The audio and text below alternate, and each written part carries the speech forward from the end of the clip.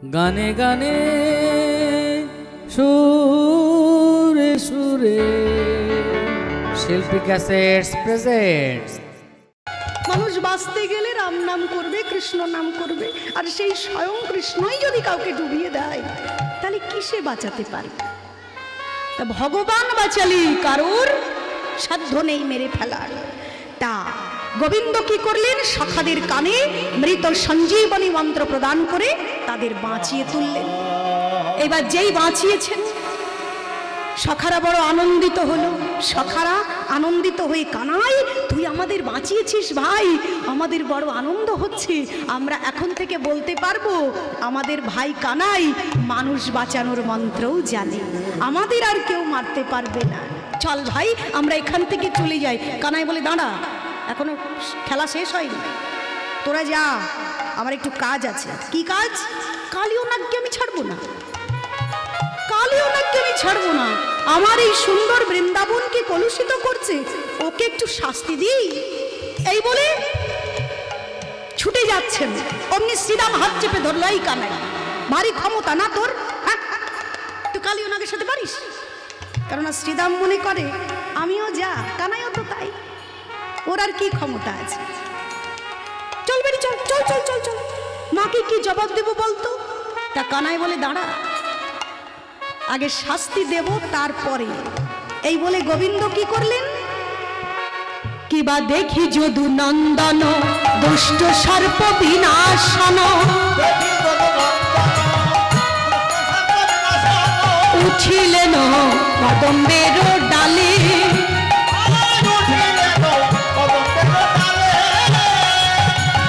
তাহার উপরে চড়িয়ে ঘনমাল ষাট মারি,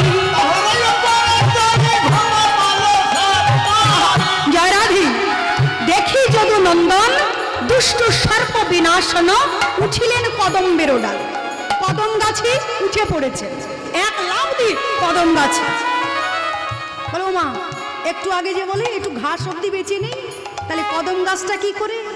বলে এই কদম গাছটা সুধার পরশ পেয়েছিল, নিতাই গরুর হরি, গরুর এনেছিল সুধা, কেননা গরুরের মা বিনতা কুদ্রের দাসীবৃত্তি করত, তাই না? কুদ্রের দাসীবৃত্তি করত, কারণ একটা ঘোড়াকে কেন্দ্র করে ঝগড়া হয়েছিল দুজনের মধ্যে। কুদ্র বলেছিল ঘোড়াটা কালো, বিনতা বলেছিল ঘোড়াটি সাদা, এই দুইজনের মধ্যে ঝগড়া হলো। তা বলা হয়েছিল যে যদি বিচারে আমি জিতে যাই, মানে যে জিতবে অপরজন তার দাসীবৃত্তি করবে। তা কুদ্র হচ্ছে সর্পকুলের মা, যে মিথ্যে কথা যতই জোর গলায় বলি না কেন, মিথ্যেটা মিথ্যেই, হরি বল। তর্কের খাতিরে ঝগড়ার মাথায় খুব জোর করে মিথ্যে বলতেই পারি, কিন্তু মিথ্যে বেশিক্ষণ টেকে না। যখন ঘরে গিয়ে কুদ্র মনে মনে ভাবছে, তাই তো বলে তো দিয়েছি ঘোড়াটা কালো, কিন্তু তো ঘোড়াটা কালো নয়, ঘোড়াটা সাদা, বিচার যখন বসবে তখন তো আমি হেরে যাব। তা তখন ওই নাগ দল এসে ওই সাদা ঘোড়াটাকে কালো করে দিয়েছিল, নিঃশ্বাস দিয়ে দিয়ে কালো করে দিয়েছিল, তাতে জিতে গেল, কুদ্র মিথ্যের জয় হলো, আর বিনতা কুদ্রের দাসীবৃত্তি করতে লাগলো। এইবার গরুর যখন জন্মেছে, সে দেখছে যে তার মা তার নিজের বিমাতার দাসীবৃত্তি করে। তা মাগো তুমি বলো কি করলে আমার মাকে তুমি মুক্তি দেবে? তা কুদ্র বলেছিল আমি ছেড়ে দেব তোর মাকে, তুই যদি আমাকে সুধা এনে দিতে পারিস। সুধা এনে দে। সুধা ছিল কোথায়? ইন্দ্রের কাছে। গরুর মায়ের দাসীবৃত্তি মোচনের জন্য সুধা আনতে ইন্দ্রলোকে গিয়ে ইন্দ্রের সঙ্গে যুদ্ধ করেছিল, নিজের একটা ডানা কেটে ইন্দ্রকে দিয়ে দিয়েছিল এবং সুধা এনেছিল। কিন্তু ভাগ্যের এমনই পরিহাস, সেই সুধা কিন্তু লাস্ট পর্যন্ত কুদ্ররা পায়নি, হরিবল। কেননা সুধা ওই রেখে দিয়েছিল না যে সব ছেলেরা একসঙ্গে হোক, তখন দেব, ভালো জিনিস যখন পেতে হয় তখনই নিতে হয়, নিতাই গৌর হরিবল। অপেক্ষা করতে নেই, কখনো অপেক্ষা করতে নেই, ভালো জিনিসের জন্য অপেক্ষা করতে নেই। তা তাতে করে সুধা তো পেল না। হ্যাঁ, তা ওই যে সুধা ভাণ্ড নিয়ে গরুর যখন আসছিল তখন বৃন্দাবনে, তখন তো ওই কালীয় নাগ ওখানে যায়নি, তখন ওই কদম গাছটা সবে ছোট, ওই কদম গাছটার উপরে গরুর ওই সুধা ভাণ্ড নিয়ে বসেছিল নিতাই, এবং ওই সুধা ভাণ্ডের পরশ পেয়ে ওই কদম গাছ অমর হয়ে আছে। তো সেই কদম গাছে আমার গোবিন্দ উঠেছেন, উঠে কি করেছেন? ঘন মাল শাট মানে, মাল শাট মানে কি জানেন তো? মাল শাট মারা ধুতি পরেন না, ধুতি আপনারা তো সবাই পরেছেন। এই যে এরা যে ধুতিটা পরে আছে, এই ধুতিটাকে বলে হচ্ছে কোলকোছা, যেটা এরকম সোজা হয়ে কুচি করে থাকে ঝোলে, এটা হচ্ছে না দুলকোছা, এটা হচ্ছে দুলকোছা। আর দেখবেন নতুন জামাই যারা, তারা ওই কোচাটাকে সুন্দর করে ঘুরিয়ে পাঞ্জাবির পকেটের মধ্যে রাখে, রাখে না? সুন্দর করে পাঞ্জাবির পকেটের মধ্যে রেখে দেয় নতুন জামাই যারা। হ্যাঁ, পড়েছিলেন? এটাকে বলে কোলকোছা।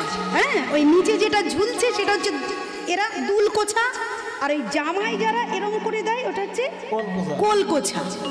আর কিছু মানুষ আছে, কিছু গ্রামের মানুষকে দেখেছি, ওই এই কুচিটাকে এরকম করে ঘুরিয়ে কোমরের সঙ্গে পেঁচিয়ে এরকম একটা টাইট করে একটা গিট দেয়, এতে বেশ নিজেকে একটু আটো সাটো বলে মনে হয়।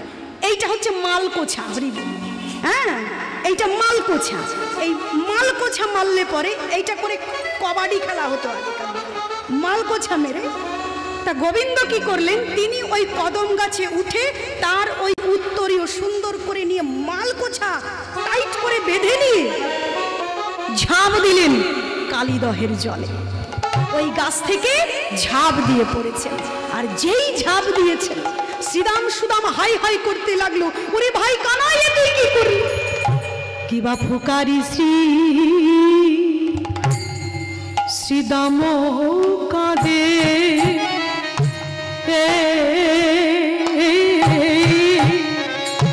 কেহ হিয়া স্থির নাহি বাধে। গৌর হরি বল, হরি বল।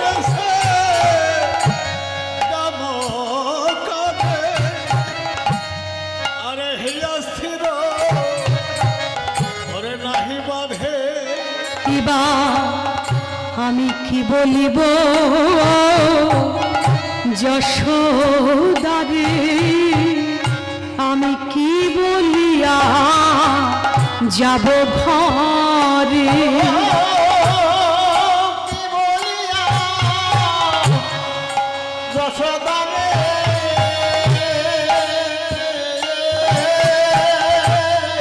আমি কেমন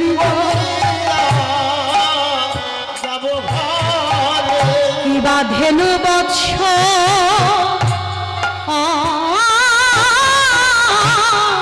কাঁদে উভ রাই গো, তাই ধেনু বৎস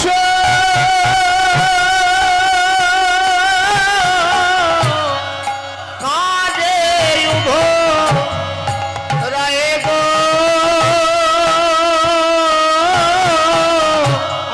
ধেনু বৎস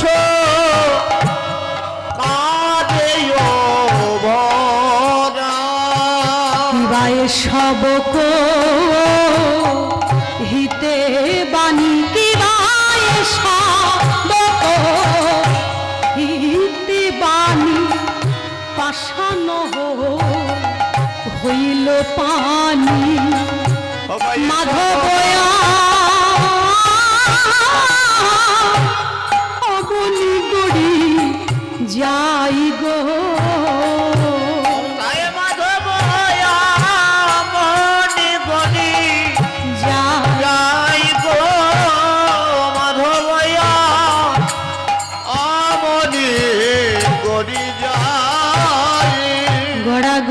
যাই গো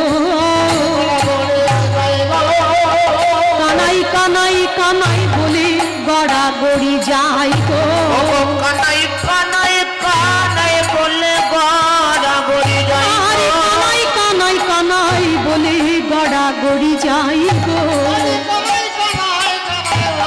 ফিরে আই ভাই রে কানাই, নিতাই গৌর হরি বল, হরি কানাই ওরে ফিরে আই ভাই রে কানাই, গড়া গড়ি যাই গো।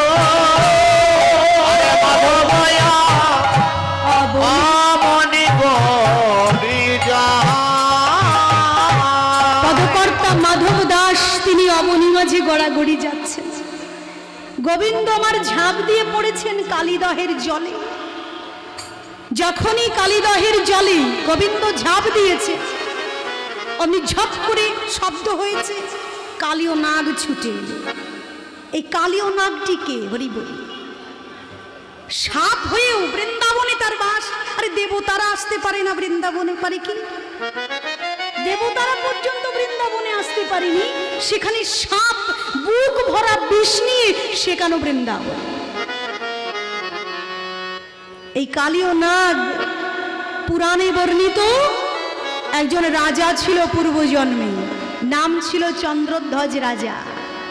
এই রাজা একবার তার ওই পাইক বরকন্দাজদের নিয়ে মৃগয়া করতে গিয়েছিল। বনে গিয়ে সারাদিন ছুটেছেন, ছুটে ছুটে ক্লান্ত হয়ে পড়েছেন। এইবার একটু নদীতে হাত পা ধুয়ে মনে করছেন একটু আহার আদি করবেন। হঠাৎ করে তার নাকে একটা দুর্গন্ধ এলো। রাজা মানুষ তো দুর্গন্ধ একদম সহ্য করতে পারেন না। তার নাকে যেই দুর্গন্ধ এলো, তিনি তার ওই লোকজনদের পাঠালেন, দেখো তো গন্ধ আসছে কোথার থেকে। তা লোকজন গিয়ে দেখলো যে একজন ঋষি ধ্যান করছেন, হরি বল। এই ঋষিকে, ইনি হচ্ছেন ঋষি অগস্ত্য। তিনি যোগ বলে নিজের দেহকে একটা কুষ্ঠ দেহে পরিণত করেছেন, যাতে করে তার সাধনায় কেউ ব্যাঘাত ঘটাতে না পারে, তার ধারে কাছে যাতে কেউ না আসতে পারে। এই জন্য দেখলেই যেন ছুটে চলে যায়, সাধনায় যেন তার ব্যাঘাত না ঘটে।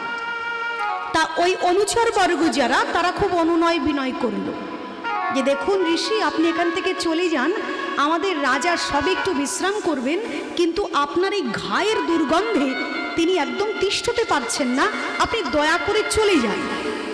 কিন্তু যার আত্মা পরমাত্মার সঙ্গে মিশে গেছে, সে তুচ্ছ মানুষের কথা শুনবে কেন? নিতাই গৌর হরি। যোগী যারা, তারা তো ধ্যান করে, তারা এটা হচ্ছে শান্ত রসের উপাসনা, হরি বল। এরাও ভক্ত, এরা শান্ত রসের ভক্ত, এরা আত্মার সঙ্গে পরমাত্মার কানেকশন করতে চান। এরা আত্মার সঙ্গে পরমাত্মার যোগাযোগ করতে চান যোগে, যোগ মার্গে। তা এই শুনতে পেল না, তখন রাজা নিজে আসলেন এবং রাজা নিজে এসে দুই একবার অনুরোধ করলেন। তাতেও যখন ওই যোগী বা মুনি যখন শুনলেন না, তখন ওই রাজা রাগ করে তিনি তার পা তুলে তার পা দিয়ে একটা জোরে করে লাথি মেরে দিলেন। নিতাই গৌর। ক্ষমতার অপব্যবহার, ক্ষমতার অপব্যবহার। বেশি ক্ষমতা হলে এইরকম ভাবে অপব্যবহার মানুষ করে। যেহেতু রাজা রাগ হলো, এত বড় সাহস, আমার কথা শুনে না, দিল সজোরে পদাঘাত করে। মুনির ধ্যান ভেঙে গেল। মুনি রাজার দিকে একেবারে কটমট কটমট করে তাকিয়ে চলে গেলেন। রাজা শিবিরে ফিরে আসলেন। সঙ্গে সঙ্গে শুরু হলো তার অসহ্য শূল বেদনা, পেটে যন্ত্রণা শুরু হয়ে গেল। অসহ্য তার পেটে যন্ত্রণা, পেটে যন্ত্রণা। আজকে পেটে যন্ত্রণা হতে হতে সারা গায়ে দেখা গেল যে ওই হামের মতো ছোট ছোট ছোট ছোট গুড়ি গুড়ি গুড়ি গুড়ি কি যেন ফুসকুড়ির মতো হচ্ছে। হতে হতে হতে হতে দেখা গেল সারা গা ছেয়ে গেল, সারা গায়ে তার কুষ্ঠ ব্যাধি হয়ে গেল। নিতাই গৌর হরি বল। সারা গায়ে কেউ আর ছোঁয় না। কত ডাক্তার, কত কবিরাজ, কতজন আসে, কিন্তু কিছুতেই কিছু হয় না। শেষে রাজবৈদ্য এসে বিধান দিলেন, আপনার এই প্রাসাদের পশ্চিম কোণে সোনার হাঁস আছে, এই হাঁস দুটোকে ধরে কেটে এদের মাংস যদি আপনি ভক্ষণ করেন, তাহলে আপনার রোগ ভালো হবে। তা রাজা ওই হাঁস দুটোকে ধরে এনে নিজে যখন আগে ছুরি দিয়ে কাটতে যাচ্ছে, হাঁস দুটো কথা বলে উঠল, মহারাজ আমরা সর্বজ্ঞ হাঁস, আমাদের খেলে আমাদের মাংসে যদি আপনার মাংস ভালো হয়, হোক জানবো মানুষের সেবায় লাগতে পেরেছি। তবে একটা কথা কি, রোগটা কেন হলো আপনার? ডাক্তারের কাছে কোনো রোগ নিয়ে গেলে ডাক্তার পরীক্ষা করতে বলে না, কেননা মূল থেকে শুরু করতে হয়। গোড়া থেকে যদি ভালো না করি তাহলে তো আবার হবে। তা আপনার কেন এই রোগ হলো ভালো করে ভেবে দেখুন তো। তা আগেকার দিনে তো আর যে কেউ রাজা হতে পারতো না, রীতিমতো পরীক্ষা দিয়ে প্রজাদের প্রশ্নের জবাব দিয়েই রাজা হতে হতো। এখনকার মতো তো নয়, ভোটে জিতলেই রাজা। সে খুনি হোক, চোরই হোক, ডাকাতি হোক, অশিক্ষিতই হোক আর মূর্খ হোক, ভোটে জিতলেই রাজা। তখনকার দিনে কিন্তু এই ব্যবস্থাটা ছিল। রীতিমতো প্রজাদের প্রশ্নের উত্তর দিয়ে তারপরে তাকে রাজা হতে হতো এবং তাকে অত্যন্ত বিচক্ষণ হতে হতো। অত্যন্ত বিচক্ষণ হতে হতো। তা রাজা তখন মনে মনে ভাবছেন, তাই তো এই রোগ আমার কেন? আমার তো বৈষ্ণব অপরাধ হয়েছে, তাই গৌর হরি বল, আমার বৈষ্ণব অপরাধ হয়েছে, কেননা এইরকম দেহধারী একজনকে আমি অপমান করেছিলাম। তাই হাঁস জোড়া বলে, বেশ তো আমাদের আপনি এক কাজ করুন, আমাদের খাবেন পরে খাবেন, আমাদের বন্দি করে রাখুন, খাঁচায় ধরে রাখুন, আগে আপনি যান, যার চরণে আপনি অপরাধী তার চরণ ধৌত জল পান করুন। নিতাই গৌর হরি, তার চরণ ধৌত জল পান করতে হবে। রাজা একটা সোনার পাত্র নিয়ে ছুটে গেলেন, সঙ্গে তার 3 জন স্ত্রী ছুটে যাচ্ছে। দেখা যাচ্ছে যে সেই ঋষি তার একখানি চরণ বাড়িয়ে দিয়ে বসে আছে, আর সেই চরণ ধোয়া জল নিয়ে রাজা যখন মুখে দিতে যাচ্ছে কিছুতেই দিতে পারছে না। কেন?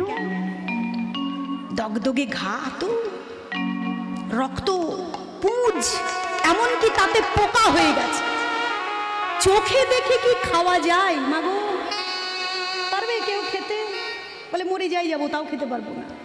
চোখে দেখে রক্ত, পুঁজ, আবার তার মধ্যে কিলকিল করছে পোকা, ওই দেখে রাজা তো ওই চরণামৃত পান করতে পারলেন না, ফেলে দিতে গেলেন, তার স্ত্রী বাধা দিল না। বৈষ্ণবের উচ্ছিষ্ট তাহে মোর মনোনিষ্ঠ, বৈষ্ণবের নামেতে উল্লাস, বৃন্দাবনের চৌতারা তাহে মোর মনোঘিরা, কহে দিন নরোত্তম দাস। বৈষ্ণবের উচ্ছিষ্টে, বৈষ্ণবের প্রসাদে কখনো ঘৃণা করতে নেই। আমরা করি, কেউ হাতে করে প্রসাদ দিলে আমরা অনেক সময় হাতে নিয়ে খাই না, মনে মনে ভাবি বাবা কে না কে হাত দিয়েছে, চটকেছে। আর এখন আবার করোনার ব্যাপার, হাতটা ভালো করে স্যানিটাইজ করলো কি না করলো, ইস খাবো না। কিন্তু 1 মাস 1.5 মাসের পচা মাংস ফ্রিজের মধ্যে রাখলে সেটা আমরা ভালোই খাই। হরিবল, হ্যাঁ কি খাই না আমরা? এরা ছেলেমেয়েরা, এখনকার ছেলেমেয়েরা 1 মাস 2 মাস ধরে ফ্রিজের মধ্যে রাখা আছে পচা বাসি খাবার, সেগুলো তো সেকে দিন খেয়ে নেবে। কিন্তু ঠাকুরের প্রসাদে তাদের ঘৃণা, প্রসাদে ঘৃণা। ধুলো মাখবে না, কিন্তু নানান রকম কেমিক্যাল মুখে মাখবে, কিন্তু বৈষ্ণবের চরণ ধুলি মাথায় নেবে না। তাই গৌর হরি বল, যে ধুলো মাখলে মানুষের হৃদয়ের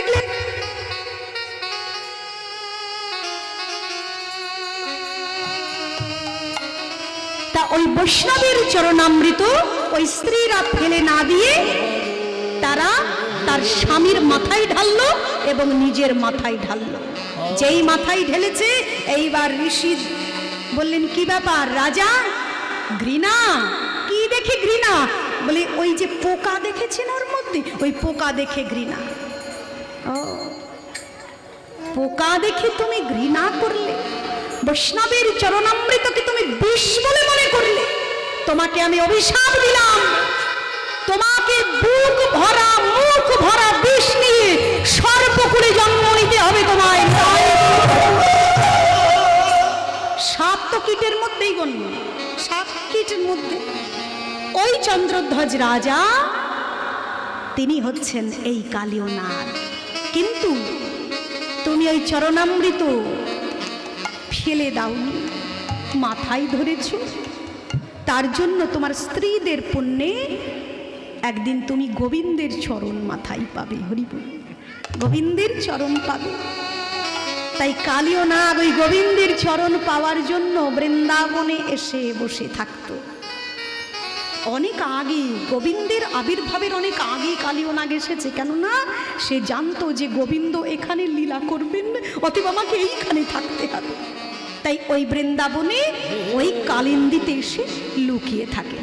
আজকে আমার গোবিন্দ যখন ওই কালিদহে ঝাঁপ দিয়েছে, অমনি কিবা ক্রোধে হয়ে ঊর্ধ্ব চিতে কালিও আইসে তুরিতে। তাই কোদে হয়ে ঊর্ধ্ব চিতে আরে কালিও আসে তুরিতে। কিবা নাগ দলে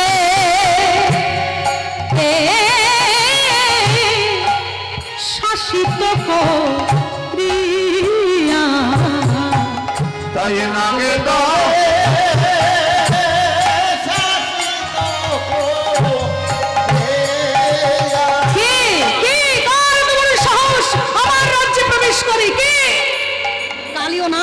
দলবল নিয়ে ছুটে চলে এসেছে। দেখলেন, আহা, বলে না যে ভগবানকে দর্শন করলেও তো তার মনের একটু পরিবর্তন হয়, মনের পরিবর্তন হয়। যেই ভগবানকে দেখে যে কালীয় নাগের মনে সামান্য যেন একটু ভক্তির সঞ্চার হয়।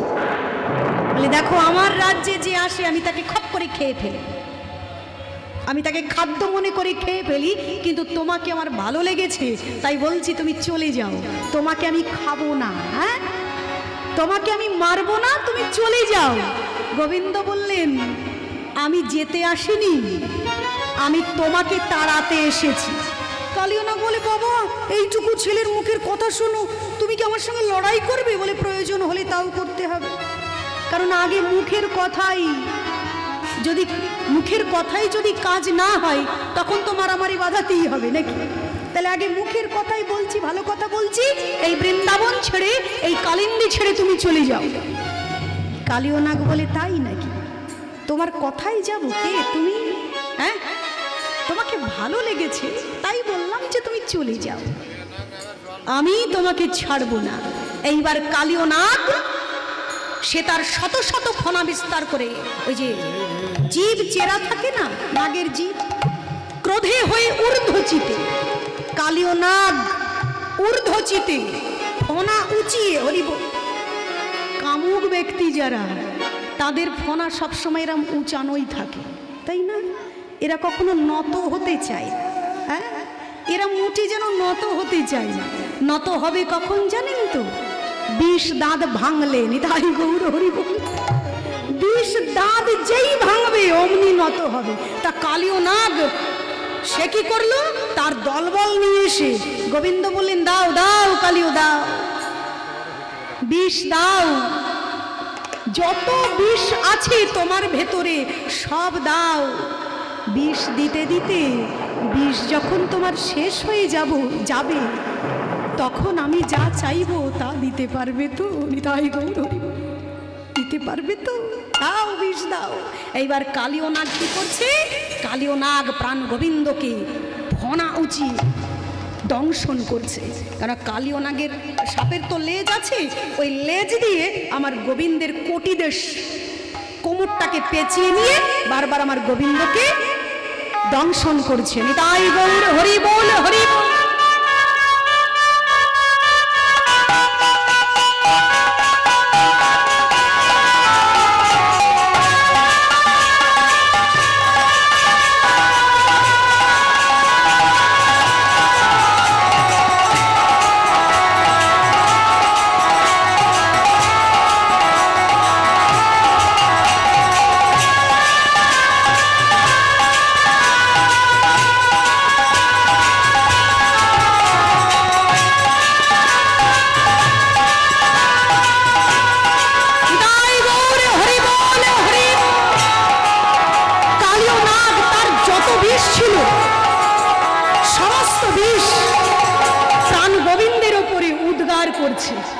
যত বিষ ছিল, এইবার বিষ যেই শেষ হয়ে গেছে আর তো হচ্ছে না।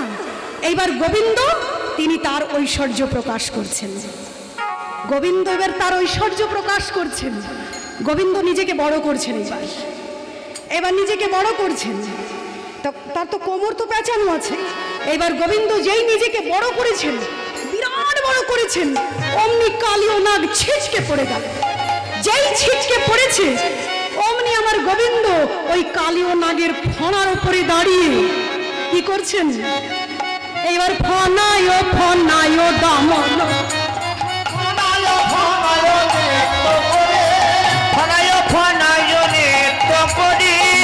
বারো ঢঙ্গে নাচয়ে হরি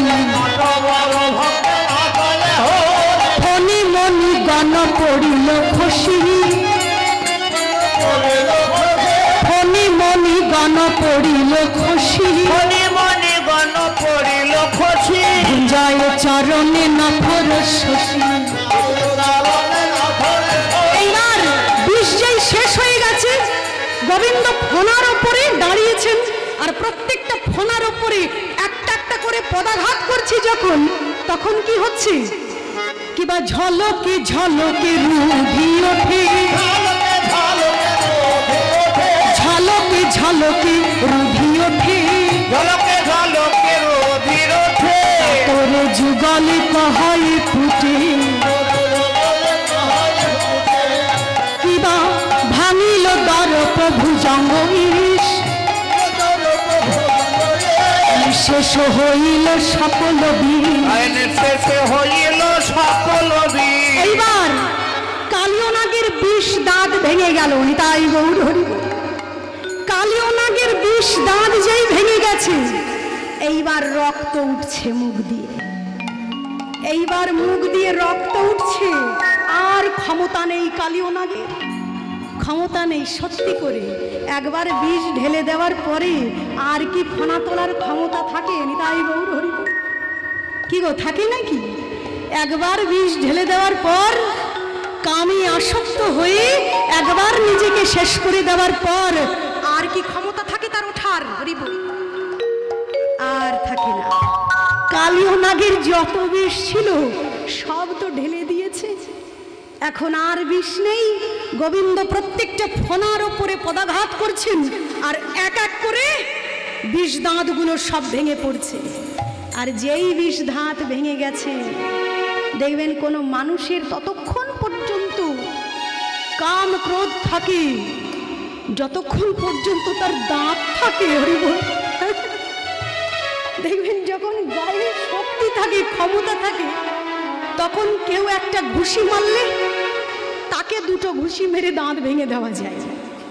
তারপরে যেই আস্তে আস্তে দাঁত পড়তে শুরু করে, দাঁতগুলো যখন ভাঙতে শুরু করে, তখন যদি কেউ এসে একটা চড় মারতে চায়, তখন কি বলে?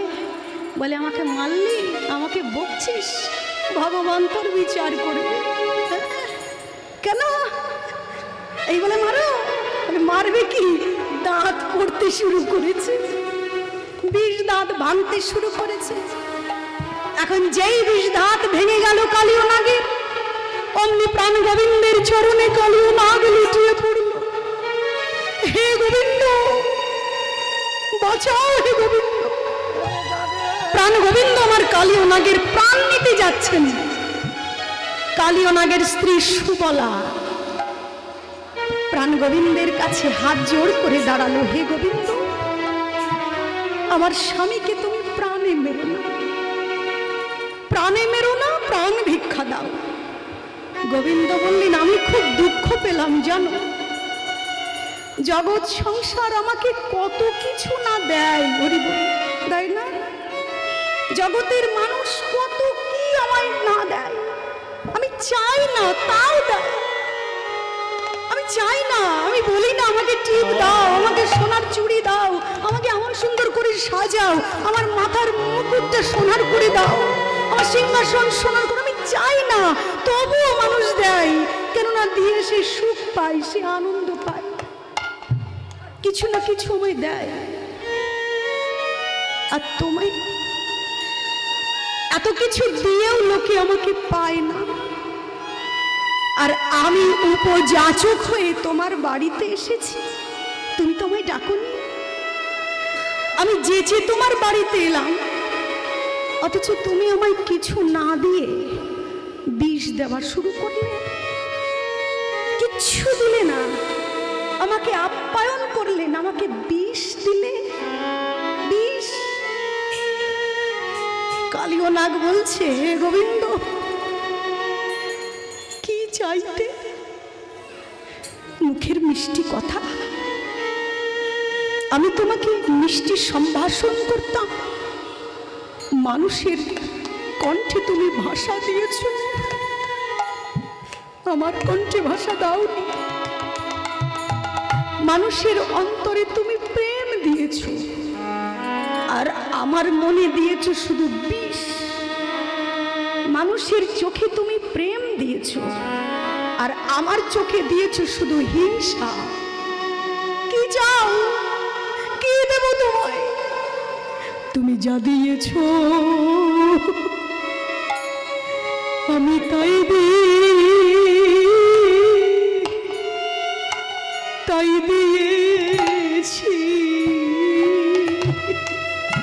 তুমি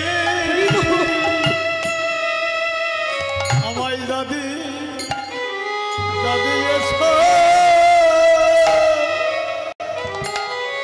আমি তাই দিয়েছি। তুমি আমার যা দিয়েছ আমি তাই দিয়েছি।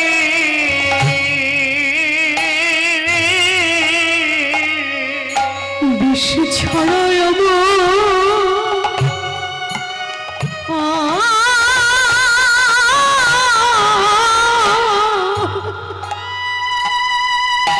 বিষ ছড়া আমার কিবা আছে।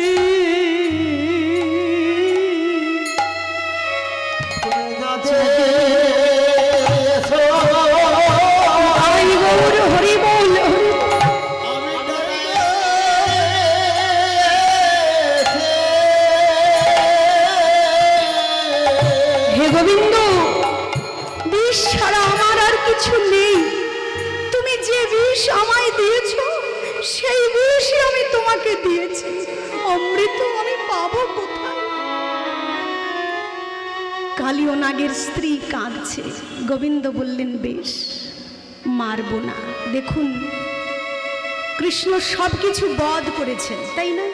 অঘাসুর বধ, বকাসুর বধ, পুতনা বধ, তৃণাবর্তাসুর বধ, তারপরে পরবর্তীকালে কংস বধ, ওদিকে রাবণ বধ, সব বধ। শুধু কালীয় বধ নয়, কালীয় দমন। নিতাই গৌর হরি বল। কালীয় বধ নয়, কালীয় দমন। কেননা এই কালীয় নাগ, যেটা ওই ষড়রিপুর প্রতীক, এই ষড়রিপুকে কখনোই বধ করা যাবে না। নিতাই গৌর হরি বল। এদেরকে নিয়েই আমাদের পথ চলতে হবে সারা জীবন, শুধু তাদেরকে দমন করে রাখতে হয়। এই জন্য কৃষ্ণ কালীয়কে বধ করেননি, কালীয়কে দমন করেছেন। কালীয় নাগের যে অহংকার, এই অহংকারকে তিনি দমন করেছেন। তাই যাদের মনের ভেতরে এই কালীয় নাগরূপী অহংকার আছে, অবিলম্বে সেই অহংকারকে যদি দমন না করা যায়, তাহলে সব দাঁত একদিন ভাঙবে। নিতাই গৌর হরি বল। সেদিন পালাবার আর পথ কিন্তু থাকবে না। তাই মনের ভেতরে স্থিত ওই নাগকে দমন করতে হবে। গোবিন্দ আমার কালীয় নাগকে ক্ষমা করে দিলেন। কালীয় নাগকে উপদেশ আদি দিচ্ছেন। ওদিকে বৃন্দাবনের অবস্থাটা কি হয়েছে জানেন তো? যখন ওই কালীয় নাগ প্রাণ গোবিন্দকে ওই যে ফনা তুলে বিষ ঢালছিল, সেই বিষ মানে ওপর পর্যন্ত সারা মানে আকাশ ছেয়ে যাচ্ছিল। আর বৃন্দাবনবাসীরা সব ভয়ে থরথর করে কাঁপছে। কি ব্যাপার? হঠাৎ করে মাটি কাঁপছে বৃন্দাবনে, থরথর করে মাটি কেঁপে যাচ্ছে। কিবা দিবসে আধার গোকুল নগর সঘনে কাঁপয়ে মহি দেবাশয়া গোকুল নগর সদায় কাপয়ে মোহে আর রুধির বরিখে নয়ন নিমিখে সকলি হারায়ে ওহি কিবা সকলি সকলি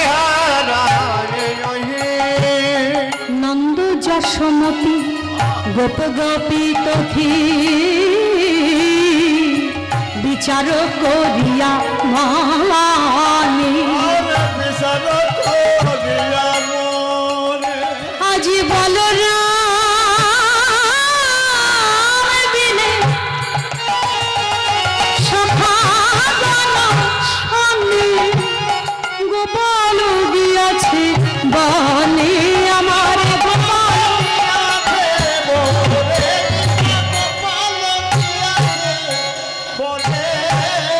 গোপাল যশোমতি কহে দারুণ স্বপ্ন আমি দেখিনু নিশির শেষে যশোমতি কহে দারুণ স্বপ্ন দেখিনু নিশির শেষে আমার গোপাল দাই গৌর হরি বল হরি বল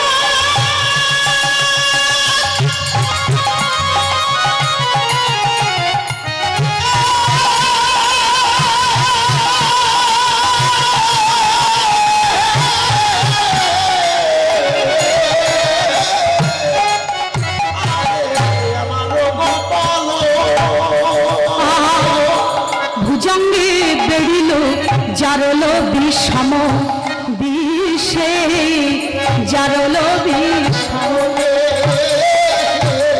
দিবসে আধার মানে দিনের বেলায় বৃন্দাবনে অন্ধকার নেমে এসেছে রুধির বরিখে রুধি মানে রক্ত বরিখে মানে বর্ষণ হচ্ছে রক্ত বৃষ্টি হচ্ছে আর তাই দেখি সব ভয়ে ভীত হয়ে পড়েছে যশোমতি মনে মনে ভাবছে আজকে বলাই যায়নি এই রকম বৃন্দাবনের অবস্থা কি জানি থরথর করে মাটি কাঁপছে বলাই যায়নি আমার গোপালের না জানি কি হলো আমি রাত্রে স্বপ্ন দেখেছিলাম যে আমার ছেলেকে একটা সাপ যেন জড়িয়ে রেখেছে নন্দ মহারাজকে ডেকে চলো চলো আমার মনটা খুব গাইছে একবার তুমি আমার সাথে চলো তো দেখি বনে কি হচ্ছে সকলে মিলে সেইখানে গেল কোথায় না যেখানে যাহা সখাগণ করত রোদন যেখানে সখারা রোদন করছে হায় হায় করছে মা যশোমতি সেইখানে এসে দেখছেন যে তার ছেলে জলে ডুবেছে মা কি আর সইতে পারে মা ঝাঁপ দিতে যাচ্ছে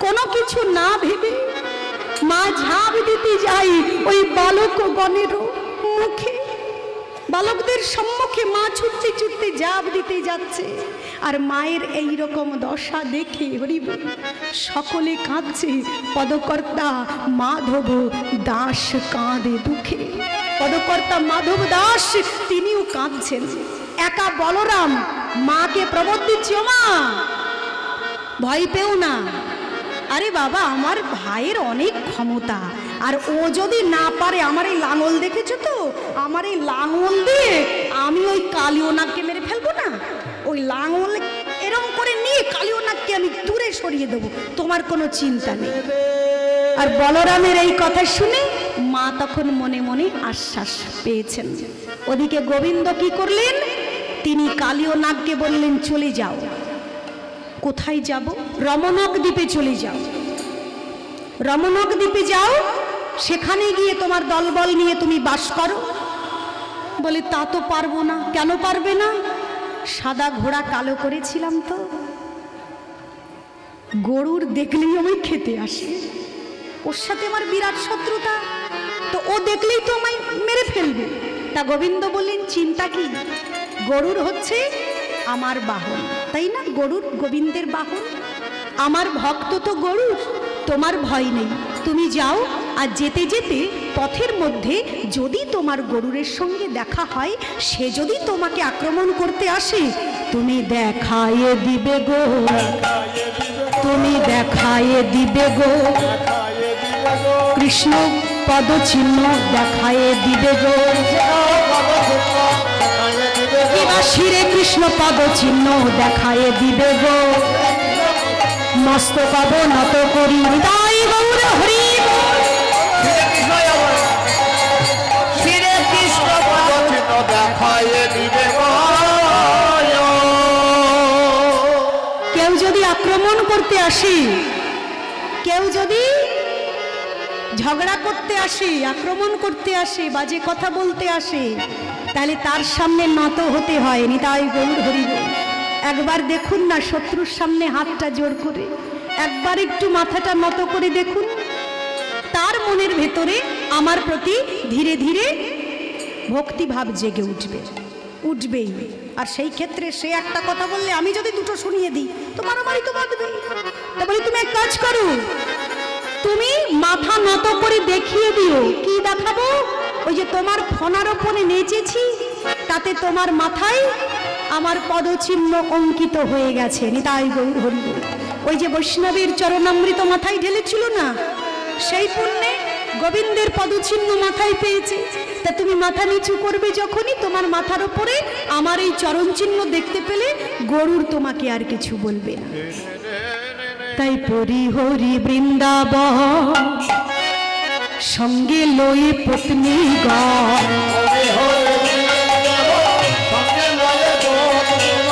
যাহা ইচ্ছা গেল বিষধার গো,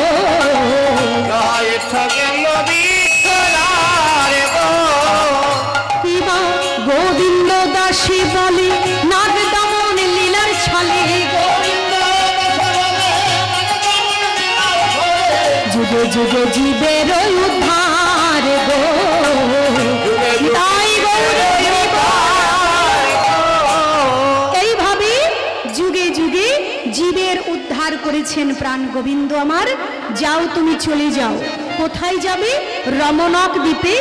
সেইখানে গেলে গরুর তোমাকে আর কোনো ক্ষতি করতে পারবে না। মাগো, এখনকার মতো আমাদেরও যাবার সময় হয়েছে। আপনাদের অকৃপণ ভালোবাসার হাত আমাদের মাথায় অবশ্যই রাখবেন। আপনারা আমাকে ভালোবাসেন, জানি সবাইকেই ভালোবাসেন আপনারা। আমার গান আপনারা শুনুন, ইউটিউব চ্যানেলে আমার গান আছে, মানে মোবাইলে। আপনারা তাপসী বিশ্বাস অথবা শিল্পী ক্যাসেট যা লিখবেন, আমার নাম লিখবেন, তাপসী বিশ্বাস লিখলেই ইউটিউবে আমার গান আপনারা দেখতে পাবেন, শুনতে পাবেন। এই চ্যানেলটি আপনারা সাবস্ক্রাইব করবেন, তাহলে পরপর আমার গানের যত ভিডিও আপনারা সব পাবেন। ওমা চলে যাবেন না হরিবুল, চলে যাচ্ছেন কেন? যাবেন না। এই সন্ধ্যাকালে একটিবারের জন্য আমার প্রাণ গোবিন্দ কি করলেন? এইবার ওই কালীয় নাগ তিনি আমার প্রাণ গোবিন্দকে উঠিয়ে দিলেন ডাঙায়। আর মাকে প্রাণ গোবিন্দ আমার ইশারা করলেন, মা গো তুমি ঘরে চলে যাও, আমি আমার সময় হলে আপন ঘরে ফিরব। এইবার সবাই তো এসেছিল হরিবুল, সবাই এসেছিল। কারা এসেছিল? বৃন্দাবনে যারা যারা শুনেছিল যে নন্দের ছেলে কৃষ্ণ জলে ডুবেছে, ঝাঁপ দিয়েছে, সবাই এসেছিল। এখন তার মধ্যে আমার শ্রীমতী রাধারানীও এসেছিলেন। অষ্টসখীগণ পরিবেষ্টিতা হয়ে ওই যমুনার তীরে দাঁড়িয়ে মাথায় ঘোমটা দিয়ে একটুখানি ঘোমটাটা উঁচু করে গোবিন্দকে দেখেছিলেন। আর যে গোবিন্দ ওই কালীয়নাগের ফনার ওপরে দাঁড়িয়ে কালীয়নাগকে এতক্ষণ যিনি দমন করেছেন, সেই গোবিন্দ রাধারানীর ওই নয়ন কটাক্ষে নিজেই যেন দমন হয়ে গেলেন। তাই গৌর হরি বল। এইবার শুরু হলো আরেকটি বিশেষ পর্যায়। আমরা সন্ধ্যাকাল তো একটু করতালি দিই সবাই, হরি বল। আরতি কুঞ্জ বিহারি কি, गिरिधर कृष्ण मुरारी की, आरती कुंज बिहारी की, रे गिरिधर कृष्ण मुरारी की, गले में बैजंती माला बजावे मुरली मधुर बाला, श्रवण में कुंडल झलकाला, नंद की आनंद नंद लाला, भ्रमर सी अलग कस्तूरी तिलक, भ्रमर सी अलग कस्तूरी तिलक, अतुल छवि श्यामा प्यारी की, हे गिरिधारी कृष्ण मुरारी की।